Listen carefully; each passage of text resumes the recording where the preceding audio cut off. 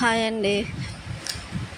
మా మా ఊర్లో పోలేరమ్మ జాతర స్టార్ట్ అయింది. మేము 9 రోజులు జరుపుకుంటాము. అంటే సోమవారం స్టార్ట్ చేసి మళ్ళీ మంగళవారం వరకు 9 డేస్ అలా జరుపుకుంటాము.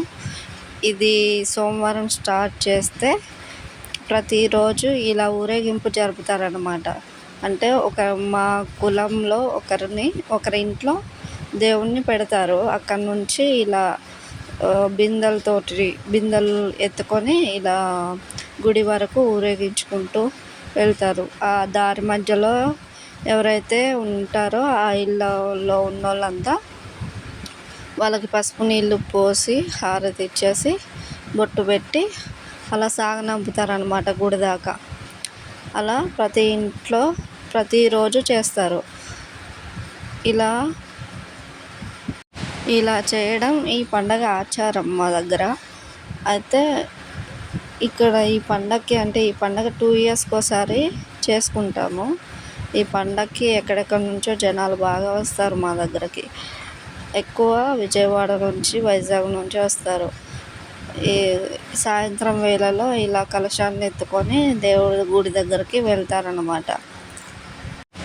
ఇది 9 డేస్ కాబట్టి సోమవారం స్టార్ట్ చేసేటప్పుడు గుడి దగ్గర రాట నాటుతారన్నమాట. అంటే పెద్ద కర్ర తెచ్చి వేస్తారు కదా పండగ ప్రారంభం అయ్యేటప్పుడు, అదనమాట. అది వేసి అప్పటి నుంచి పండగ స్టార్ట్ చేస్తారు. ప్రతిరోజు ఇలా ఊరేగింపు జరుపుతూ ఉంటారు. రోజు దేవతకి పూజలు చేసి అభిషేకాలు చేస్తారన్నమాట. అయితే ఈ పండగ అంటే 9వ రోజు చాలా బాగుంటుంది. జాతర జరుపుకుంటారు. అంటే డ్యాన్సులు చాలా ప్రోగ్రామ్స్ పెడతారు. చూడండి, రెడ్ కలర్ డ్రెస్ వేసుకొని ఒక అతను వస్తున్నాడు కదా, అలా మాలలు వేసుకొని, భవానీ మాల వేసుకొని చాలామంది అలా పాల్గొంటారు అన్నమాట. ఇంతకుముందు విజయవాడ నుంచి తల్లులు వచ్చేవాళ్ళు. అంటే 9 మంది అలా విజయవాడ నుంచి వచ్చేవాళ్ళు. ఇది మాకు పండగ రోజండి. ఆ బ్యానర్ ఉన్న స్టేజ్ ఏమో డ్యాన్సులకి, సాంగ్స్ పాడడానికి దానికి యూస్ చేస్తారనమాట. పక్కన అమ్మవారి గుడి, మామిడాకులు కట్టు ఉన్నాయి కదా, అదే అమ్మవారి గుడి అనమాట. అందరూ చాలామంది ఎక్కడెక్కడ నుంచో వస్తారు. చాలా పెద్దగా ఉంటుంది. డెకరేషన్ కూడా మంచిగా చేశారు.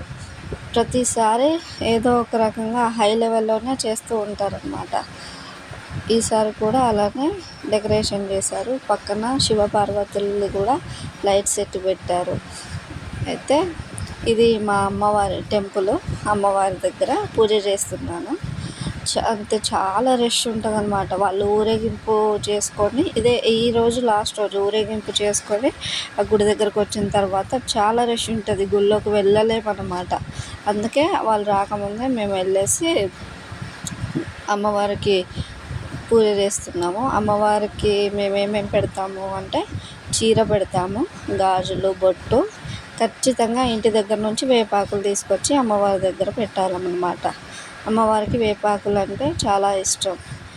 సో అందుకే అమ్మవారికి ప్రతి ఒక్కరు వేపాకులు తెచ్చి సమర్పిస్తారు. అలా హారతి ఇచ్చేసి దీపం వెలిగించి కొబ్బరికాయ కొడతారు. ఇప్పటికి కూడా చాలా జనాలు ఉన్నారు. తొందరగా అయిపోవాలనేసి మేము త్వరగా పూజ చేసుకొని బయటకు వచ్చేసాము కొబ్బరికాయ కొట్టడానికి. నెక్స్ట్ ఇక్కడ అయిపోయిన తర్వాత ఎదురుగానే పోతురాజు ఉంటారనమాట. ఇక్కడికి వచ్చిన ప్రతి ఒక్కరు పోతురాజుకి కంపల్సరీ పూజ చేయాలి.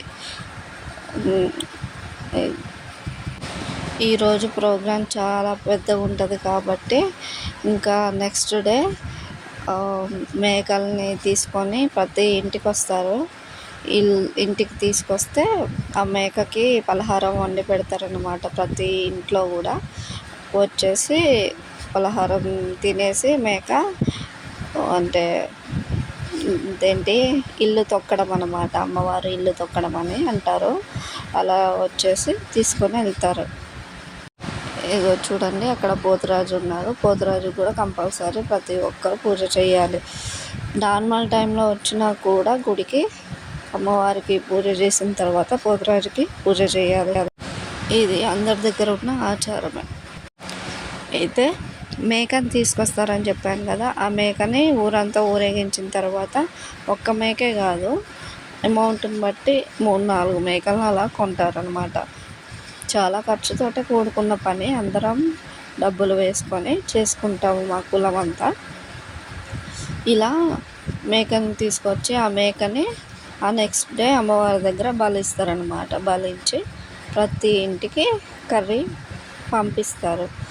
అయితే ఈ పండగ మా దగ్గర ఎక్కువ ఈ బాంబులతోటే స్టార్ట్ అవుతుందండి. అసలు ఎన్ని బాంబులు పెడతారంటే అసలు చెప్పలేము. మినిమం ₹1,00,000 వరకు బాంబులకే అంటే పెడతారనమాట. చూడండి ఒక్క సెట్టుకి ఎన్ని బాంబులు ఉన్నాయో. అవి ఇప్పుడు అలా మంటలాగా మండుతుంది కదా, కానీ అవి ఒక్కొక్కటి పేలుతూ ఉంటే మనుషుల మీదకి వచ్చేస్తున్నాయి. అసలు అంత ఎక్కువ బాంబులు పెడతారు. సగానికి సగం బాంబులకి ఖర్చు అయిపోతుంది. ఇలా చాలా గ్రాండ్గా చేస్తారు. అందుకే చాలా ఊర్ల నుంచి చాలామంది వస్తారన్నమాట. అయితే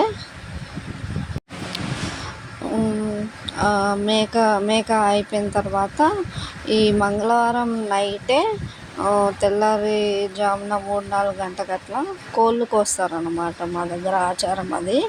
ఇక్కడికే తీసుకొచ్చి ఆ బాంబులు పేలుస్తున్నారుగా, దాని పక్కన ఒక ప్లేస్ ఉంటుంది, అక్కడ అమ్మవారు ఉంటారు. అక్కడ మొక్కుకొని కోళ్ళని కోస్తారనమాట. ఖచ్చితంగా ప్రతి ఒక్కరు చేస్తారు అది. ఏదైనా మొక్కులు ఇంతకుముందు మొక్కులు ఏమైనా ఉన్నా ఈ టైంలో తీర్చేసుకుంటారనమాట. నేను కూడా తీర్చుకున్నాను. ఇంతకుముందు నా బాబుది ఒక మొక్కు ఉంటే ఇప్పుడు ఇంత రష్ ఉంటుంది అనేసి నేను ముందు రోజే తీర్చేసుకున్నాను అనమాట. ఆ వీడియో కూడా మీకు సెండ్ చేస్తాను. చూడండి బాంబులు పేలుతుంటే మనుషుల మీదకి వచ్చేస్తున్నాయి అవి రవ్వలు. పాపం ఒక ఆంటీ మీద చీర మీద కూడా పడ్డది. కానీ ఎంత డేంజర్ అయినా కానీ చూడడానికి చాలా బాగుంటుంది. కానీ సౌండ్ చాలా ఉంటుంది. చిన్నపిల్లలతోటి జాగ్రత్తగా వెళ్ళాలి. మీరైనా సరే ఏ జాతరకి వెళ్ళినా చిన్నపిల్లల్ని తీసుకెళ్తారు కాబట్టి ఖచ్చితంగా దూది తీసుకెళ్ళండి చెవిలో పెట్టడానికి పిల్లలకి, సేఫ్టీ కోసం. పిల్లలు ఏడుస్తూ ఉంటారు కదా, చాలా సౌండ్ వస్తుంది. అసలు ఆ బాంబులు పేలుతుంటే భూమి అదురుతుంది మేము కూర్చున్న దగ్గర. ఇది నేను జూమ్ చేసి తీశాను కాబట్టి ఇంకా ఎక్కువ కనిపిస్తుంది. దగ్గరికి వెళ్ళి తీయలేం కదా, ఆ బాంబులకి చాలా భయం వేస్తుంది. మా పిల్లోడు కూడా ఆ బాంబులను అలా చూస్తూ ఉండిపోయాడు, భయపడట్లేదు కూడా. వాడికి కూడా దూదులు పెట్టేసి తీసుకెళ్ళాను అనమాట. అయితే ఈ బాంబులు తొందరగా కాల్చేస్తున్నారు. అసలు అయితే ఒక డ్యాన్స్ తర్వాత బాంబులు పేల్చడం, ఎవరైనా పెద్దవాళ్ళు వస్తారు కదా, వాళ్ళ స్పీచ్ తర్వాత బాంబులు పేల్చడం అలా జరిగేవి. కానీ ఈసారి కొంచెం ట్రబుల్ అయిందండి.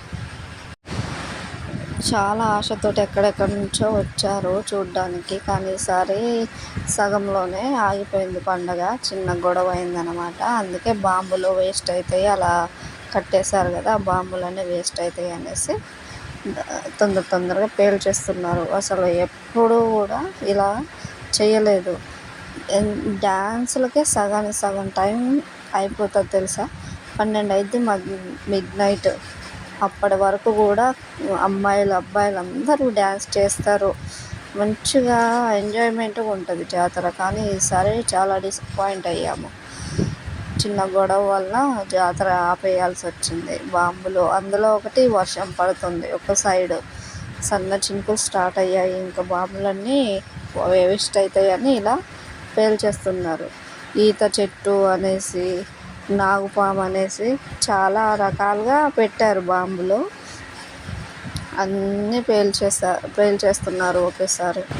అయితే ఈ పండగ ఈసారి ఇలా జరిగింది మా దగ్గర. నెక్స్ట్ టైం చాలా మంచిగా జరుపుకుంటారని అనుకుంటున్నా.